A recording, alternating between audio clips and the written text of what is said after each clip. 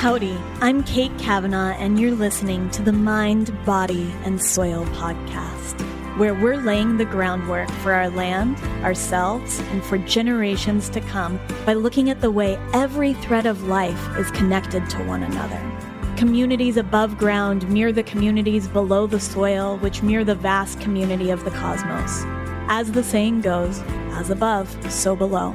Join me as we take a curious journey into agriculture, biology, history, spirituality, health, and so much more.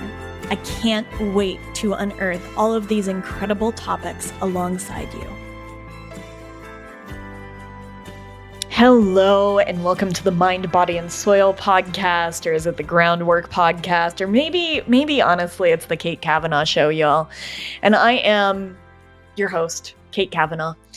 And it is always such a pleasure to be here. And while I may be in the midst of a rebranding crisis of this podcast, I do know that it is forever about exploring the threads of what it means to be humans woven into this earth.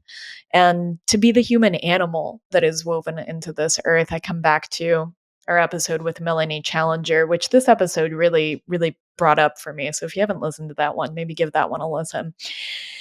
About the human animal and our interaction with all of the other animals we share this home with. My guest today is Chloe Dalton, whose book, Raising Hare, which is very much a memoir and a meditation on how her life is transformed when she brings this young hare, which is also called a leveret, and we use those words interchangeably in this episode, into her home and into her life.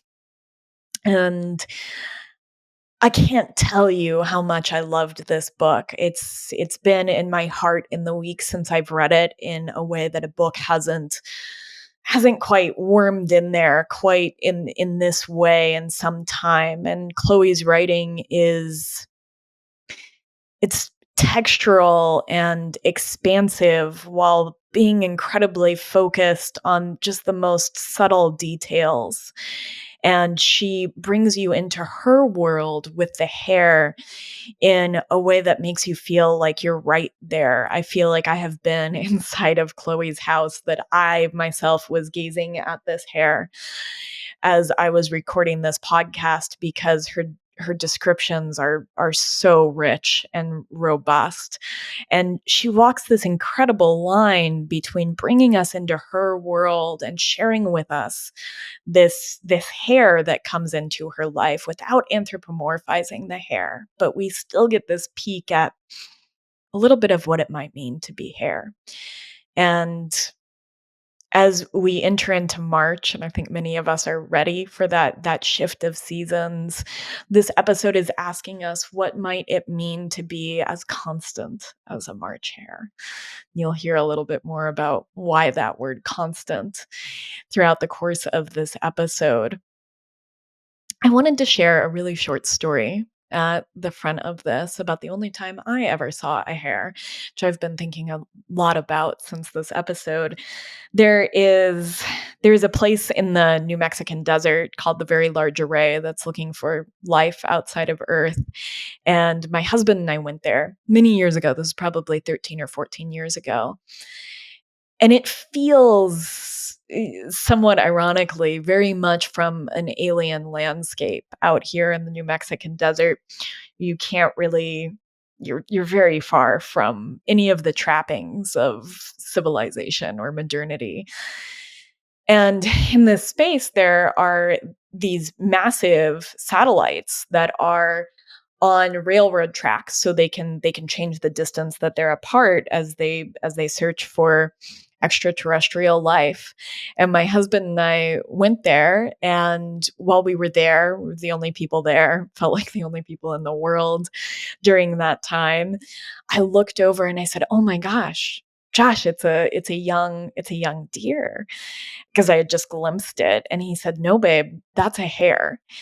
And this animal was so much larger than I had anticipated, and it felt like such a mystery, something that I had never seen the likes of and haven't since.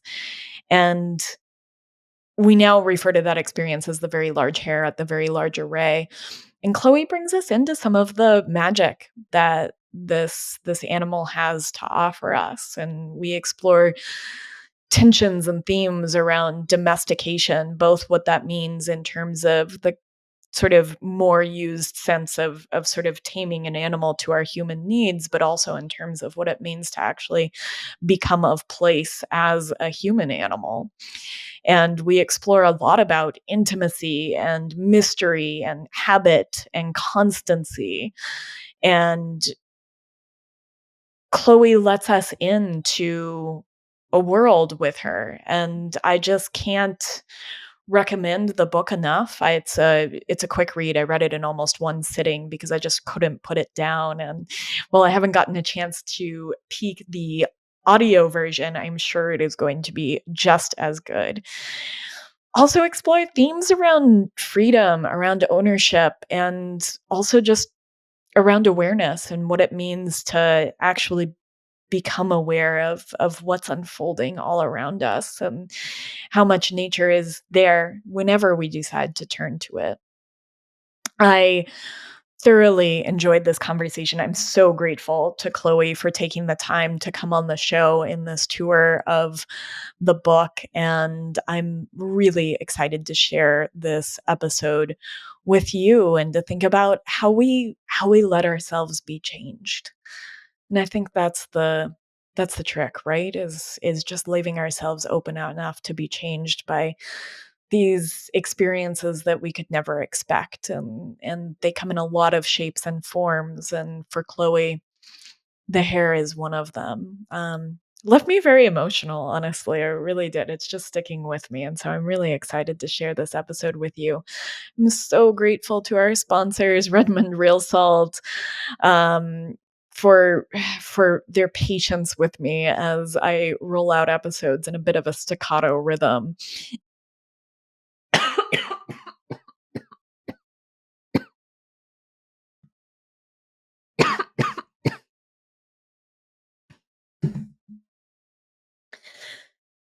All of the links in the show notes. If you are interested in Redmond Real Salt, in Bahia Grounded Footwear, which is my walking and hiking shoe of choice, or in Field Cast Iron Skillets, all of those links help support this podcast while offering you things that I think are really fantastic. But there are other free ways to support the podcast. And two of them are by number one, you can leave a rating and review wherever you listen to podcasts.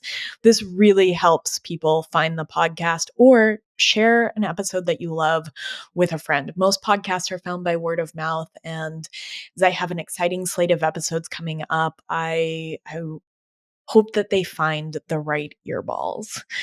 And I thank you for being the earballs, listening to these episodes and sharing these experiences and this magic with me. Without further ado, I want to introduce Chloe Dalton and her new memoir, Raising Hare, which is out today, March 4th. The book is I was thinking about how to describe it this morning. I was talking to my husband, and there's something so textural about it. And you really pull us into your world and into the hare's world as much as we can follow it. And it was just it was such a delight to read. And I hope I have a fun interview planned for us to that effect. It's so kind of you to say that, and it makes me really happy that you do, because I can honestly say that the experience of writing the book was joyful, and that's not something I had ever really associated in my mind with the idea of writing a book. Not that I ever thought that I would, but if you'd asked me what writing a book would be like, I would assume it would be like hard work and slog, and it was joyful because of the presence of this extraordinary animal. I wrote it with the hare, who's the subject of the book, lying in the room next to me. And that just produced in me this kind of astonishing feeling of sort of happiness and of being part of a sort of pure, good experience, if that makes sense. Yeah. And not many things in my normal life of politics, world of politics, it's not something that you commonly say or feel Yeah, and I think that joy jumps right off the page. I think there's a felt sense of joy and also of the peace that you talk Mhm. about the hair giving you. And that is very contrary to what we hear when we hear writing a book, this sort of painstaking process. And maybe in contrast to your speech writing as well, Well, in yeah. terms of the joy, I don't know. Well, the strange thing about this whole experience for me is that if you'd asked me, before I met the hair, before I went down this route, if you'd asked me, how I felt about my work and my life, I would have told you that Mm, I felt so lucky. I loved what I did and what I still do in many respects, even though this world is taking over a little bit more. I worked in London, in the world of politics and foreign policy. I had at my back, um, more than 10 years in British and sort of senior levels of British politics in Parliament and the Foreign Office, and then work that I'd done after that in a similar kind of field, but outside government. And everything that I did, I felt sort of had meaning to it. I worked on mm, issues affecting women in conflict zones, on mm. issues affecting refugees, on sort of attempts to improve the condition of humanity, if it doesn't Yeah. sound too grandiose. And it was very intense. I traveled constantly. It was quite stressful and quite pressured. I had to write a lot for other people, lots of speeches, lots of op-eds and things. And probably my friends and family thought, in fact, they used to say to me, that I risked burnout and things like that. But I just felt I loved what I did. But it turned out that when this experience of meeting the hair during lockdown, during the pandemic, and starting to raise this little creature, and the impact that that had on me and how it changed my life, it turned out that actually there were lots of things about my life that weren't entirely normal, and that I have Mm. really enjoyed changing as a result of this experience. And I think that's often true for lots of us, that, we think we like our habits, but actually when something comes along that throws them out of the window, it can be the most liberating experience. Mm, I love that, and I love you walked right into I kept this list as I was reading the book of I couldn't find the right word for them. I called them tensions, but I think that tensions has a connotation that I don't want there, but these sort of juxtapositions. Mm. And and one of the first ones I wanted to tug at was actually domestication. I think a lot Mm. about domestication. I have a very small personal farm. I raise goats and I think a lot about their domestication and agriculture as a whole and how it's changed humans and animals and I was struck at hares evading domestication after all of these years and the tension between that and actually pulled the etymology of the word domestication because I needed that anchor, Mm. right? To convert to domestic use, tame, bring under control, or cultivation. You call it to domesticate is to alter the nature of an animal in order to fit it into our way of life as humans, which I could not have come up with a better short snippet there. But there's this tension too between how the hair brings you into a different domesticity and Yes. a different sense of home and place, which is the other piece of that word, right? It is the Latin root for home, for house. Oh, Kate, that's such an amazing question and observation, and there's so much in it. And it's true, first is the fact that somehow, miraculously, hares have resisted domestication. And I say resisted because it wasn't as if humans haven't really tried to Yeah. see if it might be possible to farm hares and breed hares in captivity. They're, in the past have been regarded as a great source of meat. They're quite large.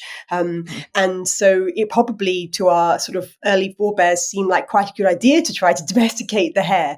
But for whatever reason, and I think personally my interpretation of it is because of their sheer wildness, their sheer Yeah. athleticism, the fact that these are creatures born to run, Yes. and that they don't live above ground, they don't live below ground. Excuse me, that these are creatures that don't live below ground, which means that they perhaps aren't used to being in small constricted spaces like a rabbit might be. And this is me Mhm. again, like Mm. totally. I have no scientific That's background. I'm just trying fascinating. to kind of imagine myself into those parallel experiences. Yeah. And so yes, all attempts to domesticate hares have actually failed. And people who have described, capturing hares for various reasons, or even trying to rescue hares, have described the way they'll often break their neck, trying to escape from being held in a cage, or that they will just become so stressed that their hearts will stop beating, they'll have a heart attack and die. And so there was in my mind, when I started to have this experience, knowing nothing about hares. I freely admit I lived in London. I was a city girl. I knew things about animals from childhood. When I had a really deep connection with animals, like lots of children do. But I sort of felt in my mind, when I became this professional woman and working in politics and things, that animals were for a different stage in life, either Yeah. people who are sort of retired, or people who had kids, or were children themselves. And, I was in the world of like serious things, and it wasn't really, animals didn't really feature in my mind. But there were two sort of, to use your word, tensions in my mind when I started living alongside this creature. And one was domestication, that this was an animal that I couldn't and shouldn't and wouldn't tame. And on the other hand, the other kind of model that we're used to as humans is the idea of pets, Yes. and the hare, even when it was very small and very adorable, was very, very wild. I never felt it belonged to me. It belonged to the wild, belonged to itself. And therefore, it was neither suitable for domestication, in my view, or a pet. But actually, those are the kind of models that we're used to. As you say, you raise goats. They're beautiful, intelligent animals, Yes. and domestic animals, as it were, domesticated animals. But, in both, whether that, or in pets, and I'm sure you don't think this way, but ostensibly animals are our possession in that context, and I describe in the book an episode where the leveret, when it was young, the baby hare, injures its leg leaping over the wall of the garden. And I tried to get veterinary advice, and I couldn't. It wasn't possible. I had this funny conversation with the vet down the telephone, that I couldn't take this animal to it because it would die because it would die of shock if I did. But when I got medicine he gave me medicine for the hare, which I didn't administer in the end, as I describe in the book. But it said on the label, Owner. patient, hare, owner, and my name, and that really made me think about it. Just to pause you really quick. I pulled the quote from that because, and I don't know if it's a good time to read that, because I thought it was quite important, because you're right that I don't feel that I have ownership of the goats in any way. They are completely and wildly and beautifully their own. If anything, they have quite a bit of ownership over me, and one that I go willingly into. But you say, because I loved this, the concept of ownership, I think, features heavily in the subtext of what you write in the book, and of freedom. But you say, I pondered the concept of owning a living creature in any context. Interaction with animals nurtures the loving, empathetic, compassionate aspects of human nature, taps into a primordial reverence towards the living world, and a sense of the commonality and connectedness across species. But that you can't, that ownership isn't the right word for it in any way. Maybe it's coexistence. I hope you're enjoying this episode with Chloe Dalton discussing her new book out in the US today, Raising Hare. One thing the book left me with is what it means to really savor this life. And Redmond Real Salt has been about savoring life for me, about simple food grown right near home, seasoned to perfection to bring out all the wonder and nuance of the ingredients, all while being a nutrient in and of itself. Redmond Real Salt is packed full of 60-plus trace minerals from an ancient seabed in Utah, formed before plastics and pollutants. The salt itself is complex in flavor. It's earthy and maybe even a touch sweet. And most often it is the only thing I use to season my food. I buy big 25-pound bags, so I'll always have it on hand, and you can choose if you want kosher or coarse or fine salt. all to bring out the flavors of the food, which is grown right here in my local food shed. It enhances the nutrition and adds flavor. Our bodies need salt and trace minerals to fuel our muscles and cellular processes as much as to delight our taste buds and savor life. And speaking of fuel, I do absolutely depend on their Relight electrolyte powder for fueling my workouts, walks, and long days on the farm. And I've actually recently been playing with their pre workout, which I'm beginning to really love. You can order bulk bags of salt, shakers, their incredible Relight hydration powder, bentonite clays, and so much more by going to redmond.life and using the code mindbodysoil_15 for 15% off. Again, that's redmond.life, going to mindbody, with the code mindbodysoil_15 for 15% off. Yes. Well, that's exactly the word that settled in my mind when the experience progressed for me, beyond the stage when the leveret was a small little creature, dependent upon me for milk, and as it began to roam around the house and around the garden, because as I describe in the book, I never caged it. I allowed it to be free. I didn't want to take away from its freedom. And there's a moment in the story where the leveret leaves. It leaps over the garden wall. I think it's gone forever, but instead it comes back, and that becomes the pattern of our lives together. That the hare roams the wild at night, and in the daytime returns to the house to rest. And that felt to me like coexistence, and if anything, and this goes to your earlier point, I was the one that adapted to the hare, because the wonder of this animal that is, famously secretive and wild and hard to see up close, that it would be sleeping alongside me because it felt safe in the house. I don't think it was really because it needed to be around me per se, but like it loved to sleep in the house. And I didn't want to wake it. I didn't want to disturb it. I wanted to make all these adjustments for it.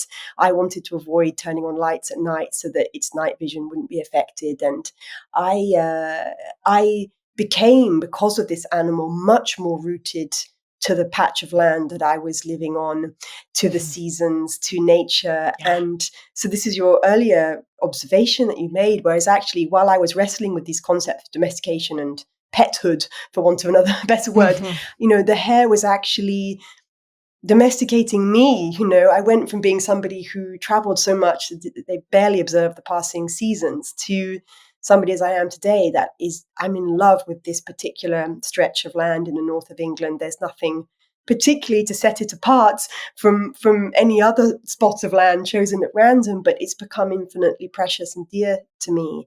And the amount of drama and interest and change that I have noticed, as I'm sure you do, and I'm, as it were, catching up with you, Kate. You've been doing this for years, but that in the corner of your garden there can be so much interest. And my gaze being drawn to that kind of thing, the opening up of my senses physically, and also my emotions and my intellectual senses to the hare's world, has had the effect of rooting me in place in a way that actually has been quite liberating. It's all these sorts of things. You mentioned freedom, and I think the hare is a symbol of freedom, partly because of the way it's not been domesticated, but partly also, because of its particular cultural association with women across history. Women have often been accused of sorts of malign activities because they've been associated with hares. And I couldn't have done what I did 200 years ago without being accused of being a witch.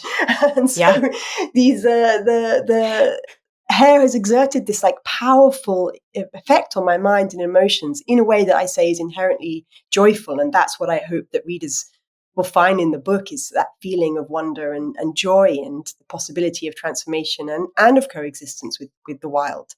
I mean, you did such a beautiful job of bringing us along in your journey of that aperture of this place opening to you. And I had caught you on another podcast. You had mentioned that as a child you'd come crying to your mother because you wanted to be an explorer and felt that there was nothing left, right? That we had explored the furthest reaches of the planet. But this entire world of exploration becomes open to you. And you say, there's just this short quote, but each discovery, like the passage of a comet through the sky, enlarged my sense of the world and left behind excitement and warmth in my heart. And and again, there's that tension there, or juxtaposition, whatever it is to me, of just how much exploration and bigness is available to us in a small space if we allow ourselves to open to it. Yes, and I feel as if I've come to this quite late in life in some respects, and the fact of that has made me reflect on the fact that nature is there for all of us.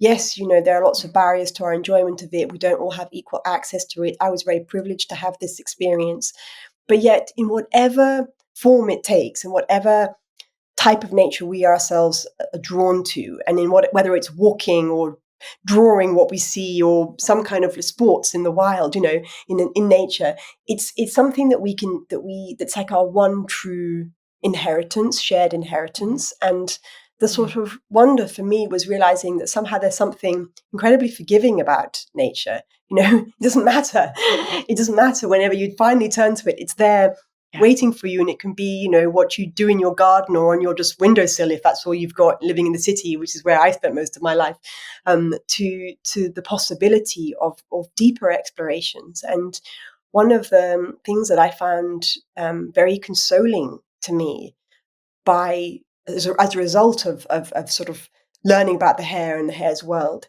was realizing that the cycle in nature is so reassuring. Yes. That in the space of a year, you see this decay followed by rot, followed by renewal.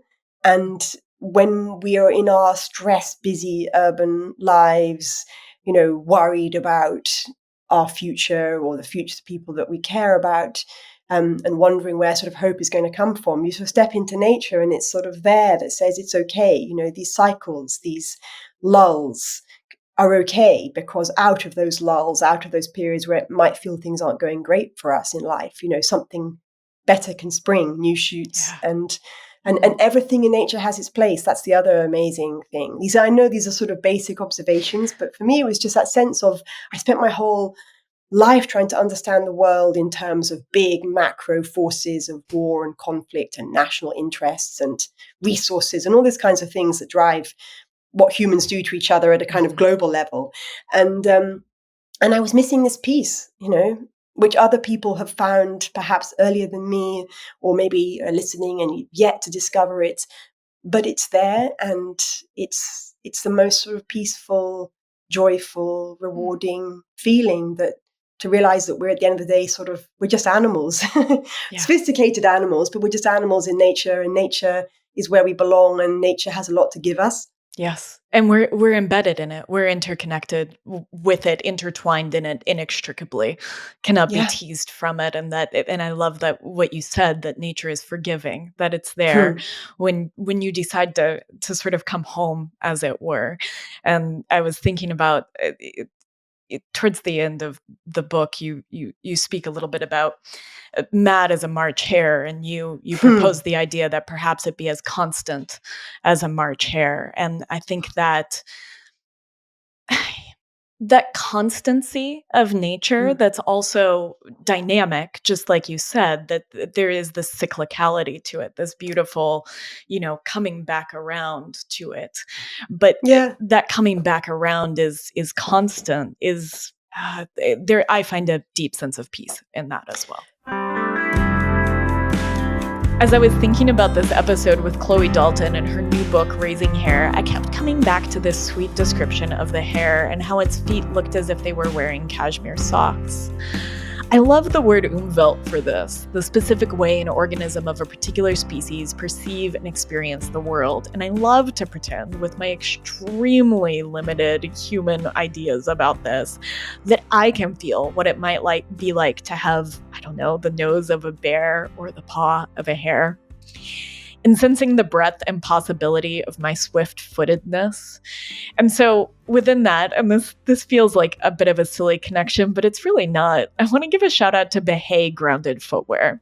You've heard me talk about them before, but now, after over 350 miles of hiking and walking in their shoes, I can tell you these are not just shoes. They're a whole experience of your foot that is unlike any before. You become a human animal again. They're designed to keep you connected to the earth with their grounded technology that allows electrons to flow through the shoe and into your body. And they've become my go-to for everything from morning hikes to long farm days. They have a wide footbed and flexible soles with a zero drop, so it really allows the foot of your human animal to function in its fullest expression. If you're curious, you can use the code KATE10, that's KATE 10 for 10% off when you go to Behay, BAHE.co. Again, that's Kate10 and Behay.co for 10% off on grounded footwear from Behay. Now, back to our interview with Chloe Dalton. No, you're absolutely right. And the hare did teach me that, because I think I reflect on this in the book, that I'd had that rather limited view that perhaps when you see a bird in the tree or in the garden, it's just a bird. And I hadn't really thought that it might be the same bird coming back again and again and again. And I know people who probably live with nature on their doorstep are very familiar with that idea because they get to recognize the animals. But for me, it was sort of new, and realizing that actually sometimes our perceptions, because they're a bit limited, our senses, we don't necessarily see exactly what's happening, the kind of community, the connections, the interconnectedness, the drama that's happening at a sort of animal level in our gardens or in our parks and our environments.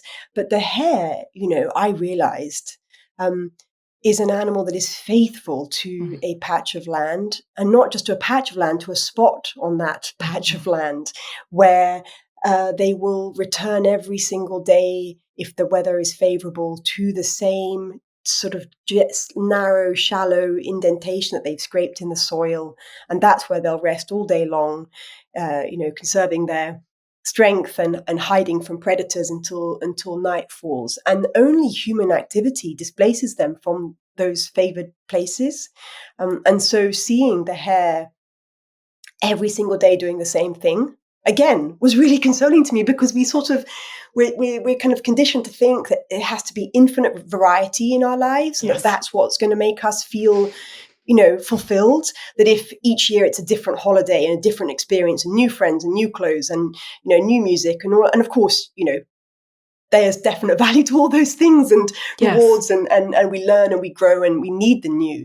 But we also need, I think, and maybe need is a strong word, but routine and rhythm and attachment to place matters in ideal circumstances. Of course, we don't live in ideal circumstances, and there's lots of other pressures that come to bear. So I don't want to be utopian. Clearly we can't all just pick the beautiful patch of land we'd like to live on and move there and live lives like hares, if only.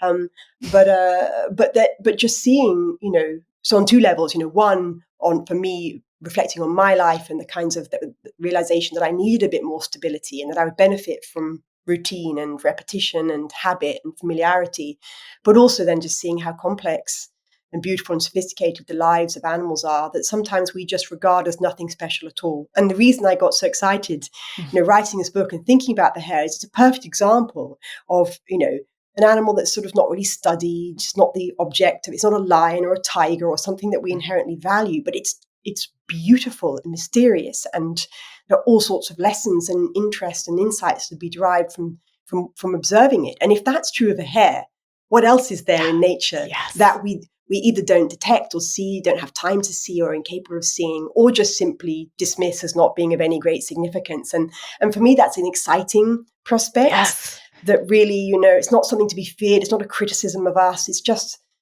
a reminder of our capacity to change and grow and renew. And whatever the catalyst is for that, for some people, it might be something to do with AI and cyber and new discoveries and new technology. And I'm like going in the opposite direction of going, what can I learn from nature? Well, it's funny that you bring that up. And just really quickly to close out one piece, I think a lot about constancy, which absolutely, to be able to be in a place and to experience it is an incredible privilege, and one that I think often, not to be utopian about it, but Mm.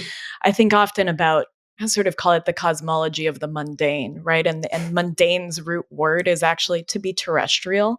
It's an old Hmm. French word that means of earth and Mm. terrestrial. And I think a lot about how much my routine, which isn't all that interesting, right? At first blush, right? I wake up, I make myself the same cup of tea, I go out, I tend the goats, I come back in, I work in the same rhythm, I walk the same path over and over again, day after day. And yet within that is an entire world that is open to me, and freedom in that constancy. And so I really loved that. And as constant as a March hare is something that I'm taking with me. One of the many things that I'm taking with me. Yeah. Well, but yeah, I think also there's that sense of the infinite variety in the commonplace. That by following the same paths and observing the same sunrise, on different days, you do come to see the variety and Yeah. the depth and the complexity, and there's an opportunity to see deeply when sometimes if we're rushing around, you don't really see the same thing twice or see it. Or you just sort of your glance might skim over it. Or certainly that was true of me. I shouldn't generalize for other people. Might be far more observant than I am. Well, and it's and intimacy. mm, One of it's intimacy to me. You develop an mm. intimacy, and through that, a deeper awareness. Maybe that's my experience. Yeah. There's a part in the book, and I sort of laugh at myself the whole way through because um, I'm like a child just discovering simple things Mhm. that just made me so happy, but also butting up very quickly against the limits of my understanding and my knowledge. I'm not very scientifically or mathematically minded, and there's a part in the book where, having kind of gone through this on this sort of voyage of trying to learn about grass and trees and mushrooms, I tried to understand like a rainbow, the formation of a rainbow, and the books I ordered up all like Yeah. super mathematical. And at some point, I was like, I'm not going to get beyond the preface here, but the fact that we can't be experts in anything and everything doesn't mean that we can't get intense enjoyment out of just the Yes. little that we do learn. And I feel as if that's sometimes undervalued in life, and maybe I'm just that kind of classic generalist. I'm not really an expert in any one Me thing, too. apart perhaps from what I worked on, in terms of Mhm. foreign policy. I can still talk to you about Iran's nuclear program if you want to, but actually I'm a great believer in, the opportunity to let your mind play and to follow what interests you, and Mm. to not worry if your knowledge isn't like incredibly deep, because we all have busy lives and competing pressures. Mhm. But I felt a sense of a sort of intimate connection with, um, with the land. And my friends laughed at me, particularly the ones who know me from an urban setting, about seeing me kind of running around the countryside, like gathering little grasses so that I could come back and check them against some old book about herbs and be like, they used to use this rush to make, lamps or chairs or hats or whatever. Mhm. And a friend would tease me like, what are you going to do with this knowledge? And I'm like, I don't know, but I just feel happy that I've had the chance to think more broadly about my life, my place in the world, and the wonder that lies around us. That's also doesn't cost anything. That's the beauty of Yeah. it. Is that if we do have access to any little amount of little nature, it's something that's in an ideal sense free, and so incredibly rewarding.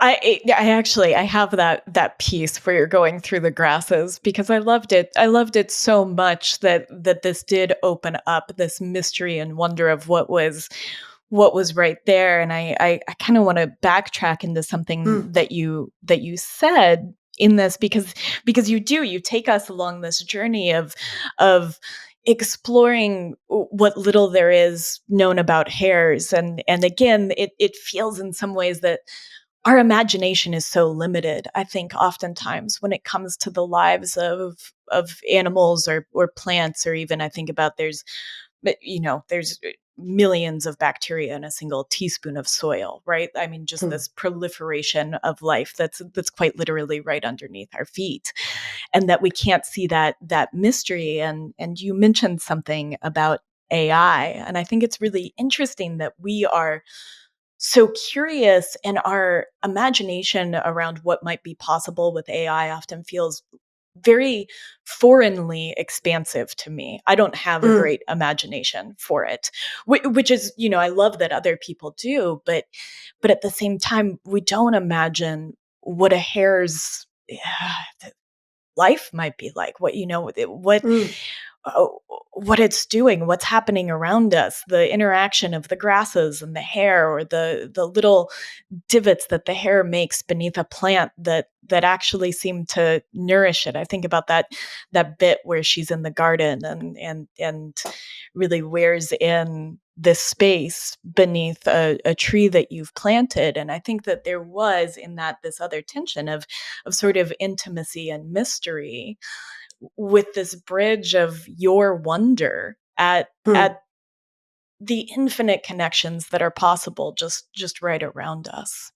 Well, I think you make a really good point, and maybe this has been always the case for humans that, you know, we sort of have to reach for the stars while at the same time tending to what's around us and the people around us, and Mhm. that kind of impulse between the desire to explore, to discover, to recreate, and then the fact that we are, in essence, these little simple creatures that have certain basic needs, and We're herd um, animals. I think of us yeah, as, and as there's such sort of, often. and I think that's the thing. I think it's that balance that there are going to be people who make vast, contributions to the future of humanity through the exploration of these new technologies. But at the same time, we have to keep as developed at our understanding Yes. of philosophy and history and psychology and the other aspects that go into what it is to be human.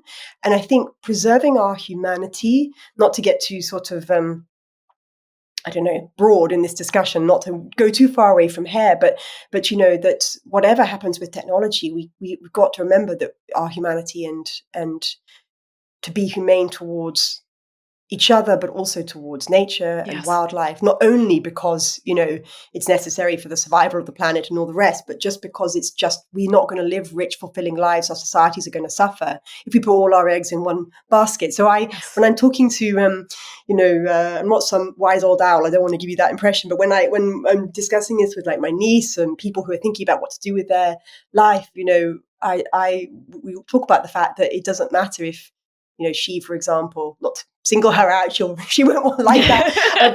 But whoever it is, whatever young person, it doesn't matter if you're not immediately drawn. If your Mm. calling or intense interest is to work with animals or to be involved in stewarding the land or to study geography or psychology or something, if you're not drawn towards AI and cyber and all these, it doesn't matter. We need all of this. We need Yes. both. We need and then it'll be the fusion of what comes out of both that propels us forward, Hmm. as societies and as civilizations. So, but I'm kind of living my life by reverse. I'm sort of going back to having been involved in politics and been thinking about all these big things. I want to, maybe also because of it, maybe because, being frank, there's a lot that you hear and read about that's quite intimidating and worrying and frightening Mhm. globally. Lots and lots of different reasons, some forces within our control and some that are just not. That actually, it's helped me and rooted and centered me to consider these issues, consider the world from the perspective of a hare, a small prey animal, Yeah. even if I didn't know that I needed that. And I think that has been the wonder and beauty of the whole experience, is that sense of sometimes what you need, or the most beautiful transformative experience, is not, at the end of a long plane journey to somewhere exotic. It can just be lying at the end of the garden or somewhere where you don't look. And that's certainly what's happened to me. And that's why I keep thinking of the whole experience as being very consoling. We need consolation sometimes. We need comfort and reassurance that everything is going to be okay. Yes. And I'm finding that, you know, through this experience. And I love the fact that, on some level, there's nothing even that unusual about the experience. Millions of people before me have had this realization, and Mm. that doesn't diminish its value, Mm-mm. because, and that's my point about nature waiting for all of us when we're ready for it. Um, Mm. my enjoyment of it doesn't detract from yours, and in fact, us all enjoying it might make us more attentive to how we better take care of it. Yeah. I that that actually I think that speaks beautifully to what it has to offer, the poignancy that it has to offer us, and the consolation and the comfort. And one of the other, and I don't mean to frame the book in this, one of the other juxtapositions that really struck Mm. me was that you really explore, at least through your eyes, what you can imagine of the hare's world and how big of an impact humans have on it, whether it's in the way that agriculture works and the way that our machinery increasingly moves faster. It doesn't move at the pace of a human behind a plow, Mhm. drawn by horse, or the way that we leave quite a mark. And at the same time, you are preserving the marks that the hair leaves in your space, whether it's on your walls or the indent on your carpet. And you describe really beautifully the ways in which you move around the hair to Mm. consider it as it's resting, or to keep the lights off at night to preserve its circadian cycles. And so there was this piece, because we do leave quite a mark, and I think that some of that is because we don't feel connected in and aware of what's around us. And yet you go to such great lengths to allow the hair to leave a mark on you. Well, I mean, I have farmers in the family. My sister's a farmer, and I grew up with a lot of respect and admiration for people who grow our food, and who are the first custodians of the land in a modern sense. And um, but I hadn't really ever had a reason to observe a tractor plowing a field with any kind of anxiety. And I started to have that when the hare would be running in the fields, and suddenly, it would be the time to sort of someone would appear and sow the fields around me. I don't own the land around me, so I didn't have any control over the use of that land. And I would worry, that the hare wouldn't make it back. And there's a scene in the book where I describe walking out into a field that's just been harvested of its haul of potatoes, which happens very rapidly with a lot of very heavy machinery involved. For good reason, like we need potatoes, and I'm not naive Yeah. about that. We need food security. People need access to affordable food. But there was a lot of havoc left behind by this from the perspective of animals, and it was quite heartrending.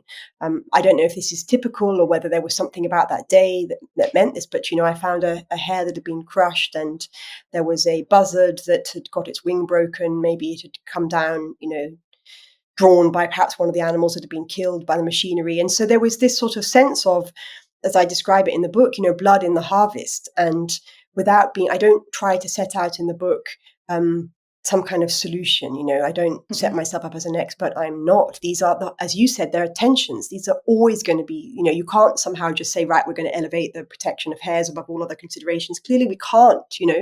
And, but I think it's, as you said, it's maybe getting to the point of being more aware. I think we're all quite alienated, or lots of us are. I speak for myself. I was very sort of alienated from an understanding of how my food's actually produced and what the trade-offs are. And one of the wonderful things has been seeing, as a result of like collaborating with the farmers around me, who, not because of me, but because of various other moves afoot and all the things that a society is discussing about, having more set aside land and field margins, seeing as a result of those small changes have led to a big increase in the number of owls and Mm. other kind of birds, and ultimately will be good for hares, over the long term. So it's more like I've taken a fresh look, educating myself a little bit more on, the consequences of modern agriculture, which don't come because the farmers choose to do it a certain way, but because of the other sort of demands and pressures and the need to produce food at scale. So I'm certainly not pointing fingers at anybody. No. But then in parallel, it was really interesting to me to contrast how we do things as humans with the incredibly light footprint of an animal like a hare. You referred to the indent in the carpet. One of the amazing things about the hare, and that all the years I've known her, she's never left droppings in the house, because she regards the house as the place where she sleeps, and therefore she keeps it clean. And without any kind of training, that's what she did from a very, very young age. From her first days in the house, she would sleep in the house for hours without leaving any mess, go outside and come back in again. And hares do this for survival because they can't go underground, so they kind of can't risk drawing predators to them. So they therefore don't do droppings near where they sleep, unlike rabbits, where you'll see lots and lots of droppings outside a rabbit warren. So the traces that she leaves in the house are so delicate. There's this shallow indentation in the carpet that she's not worn with her teeth or her paws, but just with the impression of her body over the course of 3.5 years or something. And the odd whisker, I describe in the book my absolute joy when she drops a whisker, because there's something so delicate about them, and it's not the kind of thing that she would find in nature. It would be blown on the wind and would be gone. And so all she leaves is this indentation in the carpet, the odd whisker, and then some mud spatters on the wall, and the occasional muddy footprint. And hares, you probably know this, but they have furry soles to their paws. They don't have pads like a dog or a cat. So they and they spend a lot of time cleaning. Their main activity is to clean their paws all day long and their fur. But occasionally she'd come in first thing in the morning and she would leave this little muddy footprint, and I would really struggle to bring myself to clean them up, although I would when people come to visit. But and that's it. And I'm sorry, I'm going on at length. But the point I love it. It's just that sort of sense of that's really it, a hare. I think I write about it in the book. When a hare dies, all it leaves behind is a shallow impression in the grass that is lifted and erased by the wind in a matter of days. And that's it. There's no burrow. There's no damage. And I find that really, really moving, to contrast it with a life in which, for good reason, we try to protect ourselves by building up our possessions and having a safe place and a roof under which to shelter, and all the things that we need as humans to get through life, and then lots of the things that we don't need but we're encouraged to possess. I can't clearly live life as a hare, but I did reflect on the contrast, and then feel like, yes, we're very different, but on some level there are commonalities. We too sort of disappear one day. Yes. Our lives are longer. A hare's life is short and hard pressed and fleeting. But there's some points of reference there that we can all relate to, I think. I think deeply relatable. And I think, you talk about this. I've heard you talk about this both in podcasts and the book. You go to great lengths not to anthropomorphize the hare, and you do it so deftly. There just aren't words for how beautiful it is, the care that you go to not to do this. And yet I feel that your exploration with the hare, and we've kind of said this already, but sort of humanizes us, right? That there's sort of the opposite effect in the best possible way. I pulled so there's a philosopher, Andreas Weber. He's fantastic. We did a podcast together once, and he just a great man, and he talks about, as we have all these developmental stages for children, like the first time they roll over or crawl or hold their head up. And yet one of them is not the first time that they reach out towards animals in which to understand themselves. Right. And he says, but this is universal. It's universal across cultures, that there is this age at which all of the sudden we must reach out and be fascinated by this other in order to cultivate a better awareness of what it is to be a self woven into this world. And so I think in the care that you go to not to anthropomorphize the hare, there is this connection to what it is to be the human animal, and some of the ways in which, it leaves you with a lot of reflection about that. I've just written that down, his name and that observation. I think that's really interesting. I've not heard it said before, but I certainly relate to it. As a child, there was a phase when I had an imaginary dog. I couldn't have a real dog because my parents were in the diplomatic service. We traveled all the time, but I wanted a dog so much that I conjured up an imaginary one, and I had a little pet rabbit and a white mouse at one stage and things like that, and I don't know what it is. As a child, you have that intense curiosity about animals and a desire to be kind to them and to nurture them. And I'm sure there's a lot to unpack there that I'm not really qualified to unpack. But I do think it is interesting, and I would love to discuss it with others and hear whether your listeners have a similar experience. But that for lots of people, there may be a point at which you turn away from that because you feel you have to prioritize and choose, or you live a life where, as I did, where it just wasn't. It was inconceivable. I mean, I could have had a cat or a dog in my flat in London, but it would have been cruel, to leave it for long. For me, because I was out so much. I'm not judging anybody else who does that, but just in my particular circumstances, that would have been very difficult for the animal concerned. So I left it behind, but yet, and when I had no plan. I wasn't setting out to raise a hare. I didn't have any. I wasn't conscious even remotely of a desire to have an animal in my life. But yet, when I saw it, there was a sense of connection on my part, a sense of I could see it. Something about its nature spoke to me. I immediately reflected on the question of it being wild, and I was. Even though I laugh at myself in the book because, I didn't know what I was doing and I was trying to be very careful, but I had to learn as I went along.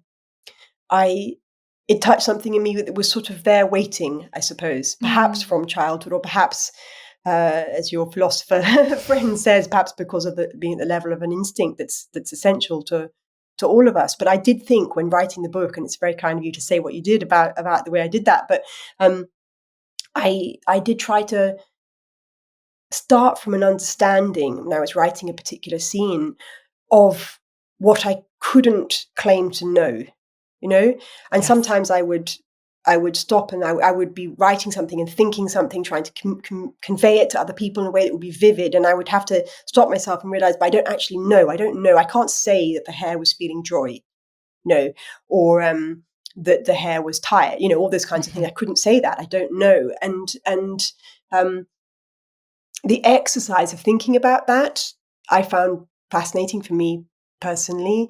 There were times when I wanted to reach for a metaphor to describe the hare's behavior. And of course, my reference points are all human.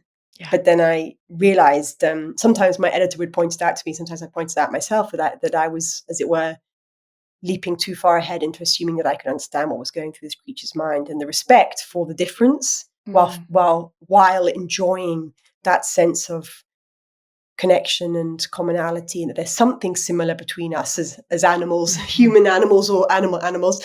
The tension, to use your word, and duality in that was an enriching experience, giving me humility to know when to stop and to when to hold back from trying to describe something as I would like to describe it, perhaps, but that wouldn't be accurate, or that would be imposing a human lens.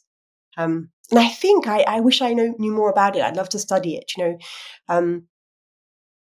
As far much, animals have some senses that outstrip ours, and then others and other senses and capacities that are different or more limited than ours. But the science of what an animal feels and knows, that to me is really, really fascinating. It fascinates me endlessly, just in my small experience of the goats and getting this intimate look into their world and how much I don't know. And I think that, you were talking about, is there a point at which many of us or most of us, or in Western culture, whatever it is, lose that sense of wonder or kindness, or that specific reaching out towards animals that we have as children? And I think what you recapture in the book, and what the book left me with, was a prevailing sense of coming back to wonder, right? Coming back to awe at the mystery of it, at my lack of knowledge for it. I think I heard you say in a podcast that you enjoy being in the foothills of knowledge. And this really struck me. I loved that there's so much more, so many more mountains than we could climb, that we could know, that we could even begin to scale. Yeah, there was a writer who said, no amount of knowing diminishes the unknown.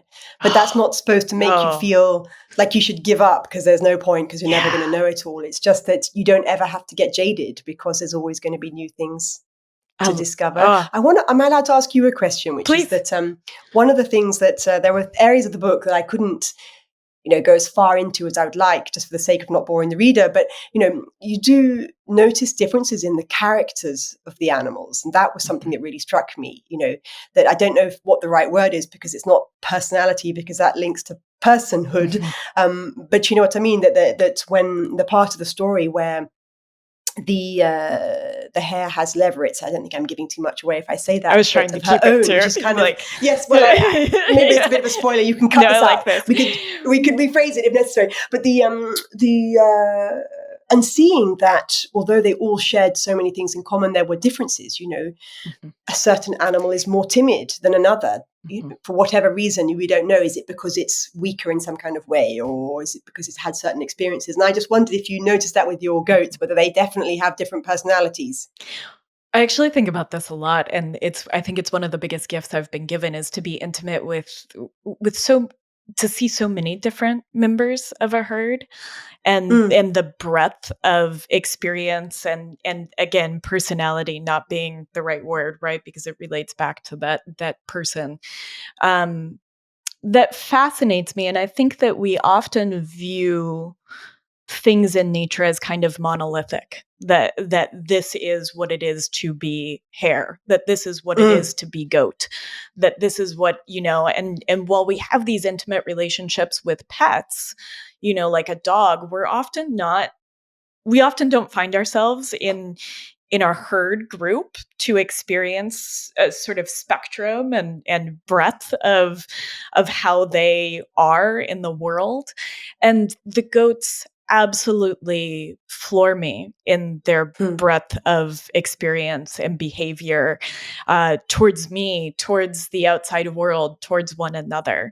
That they're each very individual and different creatures in ways that I can't even begin to fathom, and approach different problems with Mm. a very different sense of how to handle it. Yeah. I Because I yeah. think we culturally we do celebrate exceptional animals, exceptional horses or dogs that are particularly loyal or do something, may sacrifice themselves in some kind of way for humans. And but we don't have reason to sort of celebrate a particularly special hare because it's just not something that would ever enter anyone's Mm, experience because they live these parallel lives parallel to us. They're mhm. there, they're alongside us, but they are separate, and we haven't, as you say, instrumentalized them in any kind of way. And it is fascinating to observe them when they're in large groups, how they behave. And really my understanding of that is just like the tip of the iceberg from what I've observed over the last sort of 3.5, 4 years. But I do think, and I think some of the people from my experience, sort of almost ironically, who've really most celebrated hares, and the idea that some hares are faster and stronger and different in some kind of way to others are actually hunters. People who Mhm. have hunted hares, in Britain's past, for example. Some of them wrote these most inspiring accounts, ironically, of the kind of intelligence and athleticism of the animals that they were hunting, and with a kind of respect. Yes. But I think, so anyway, I'm not making any particularly coherent point. It's just to say that I do think it's been interesting to see that there is as much variety amongst hares as there is amongst dogs or any other species that we might be familiar with. It's just that it's at the level that we can't detect, but it's I'm sure it's there. And you have this unique opportunity to observe multiple hares a little bit closer, but also and you talk often about your observation of the hares as they interact with hares beyond the garden wall, Hmm. and to see those interactions. And I was struck too in kind of the overlapping of worlds, that the hare knows much more of your world, gets this much more intimate experience of your world than you could ever have of its world beyond the garden wall, in a sort of a sort of beautiful and also heart aching sort of way. It's a sort of it's a sort of reversal of the normal Hmm. situation. And I think I enjoyed on some level the idea of respecting the hare's freedom. Hmm. And, you know, it was put to me that I could very easily chip the hare and then that I would be able to then track, you know, where it went. And I could see that there could be some sort of scientific interest in that. And it would be a level of information and data, since we're in a world of data, about the movement of this animal, and which in some kind of way, you know, could also help increase respect for it. You know, it was Sure. said to me at a few times while I was in this experience, you know, people said when I was heard I was writing the book, they're like, you know, you've got to make clear what hares contribute, why they're Mm. important, because then we're going to protect them more. And it was Oh, well-intentioned advice, and on some level it's sort of true, but I had this feeling of like they need to be respected in their because they're living things. their And I hairness. didn't yes, I didn't want to chip the hair. I couldn't bear the idea of inflicting even a moment where of restraining her for that purpose. I just, or Yeah. maybe even her being harmed by it. And so there was no way I was going to do that. And but then also, so there was a sort of immediate reason why I didn't want to, but also on some kind of emotional, intellectual level, I loved the fact that she could go and do whatever she chose to do, and that I didn't pry and I couldn't follow, even if I wanted to. And there are moments, there's these moments where she always looks back before she leaves for the night. And sometimes, if I'm standing close, I have the feeling that she's almost expecting me to run after her, Mhm. and which clearly I can't do, but or that she's puzzling over exactly what sort of kind of manner of creature that I am. But Hmm. you know, the fact normally as humans we have this habit of sort of dominating everything and conquering everything and deciding how things are going to play out. I took a perverse satisfaction in the idea of letting her be, and therefore as a result, you know, every day that she chooses to come, every experience that I've been privileged to witness, the idea that I have had the chance of seeing a hare at rest. And there's a moment in the book when I describe um, looking up from my desk as I'm writing and seeing not one but three hares around me, sheltering from the rain in different ways, and the incredible feeling of connection at that point, that we were all animals trying to shelter from the rain in different ways. You Mm. know, I feel like I've just been given the most extraordinary gift, something I've done nothing to deserve. And again, says something about nature. My point earlier about it being forgiving, you Yeah. know, if I'd had to earn this experience and the right to live alongside these hares, I could have spent several lifetimes proving my worthiness for it.